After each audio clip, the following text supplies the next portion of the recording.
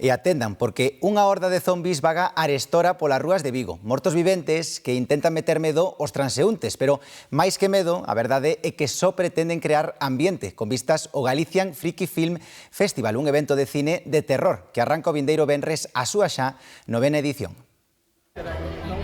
Os zombies non nacen, fanse, ou máis ben maquíllanse. Estou utilizando carne artificial que está feita con vaselina e harina, e a prótesis é un parche para ollos con producto por encima para facer a herida e listo. Me gusta mucho el Halloween y todo y esto me divierte. Hai quen se converte en zombi porque outro o ataca.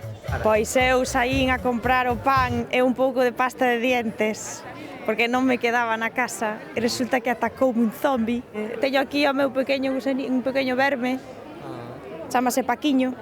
E non me atopo nada, colle unha man por aí para comer algo, pero ando con fame. Un xeito de crear ambiente para anunciar unha nova edición do único festival friki de Galicia que comeza a vindeira semana nos cines Tamberlik de Vigo. A homenaxe a McDonald's comeza pola peli homenaxeada e a que aparece nos nosos cartéis, que é Rocky Horror Picture Show, que faremos pois a súa proxección e logo nesa clausura toda a parafernalia que rodea a esta película.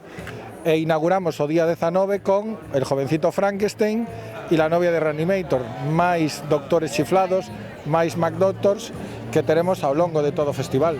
6 longametraxes e máis de 70 curtas de 34 países proxectaránse na gran pantalla durante 2 semanas en que o que se busca é pasar moito medo.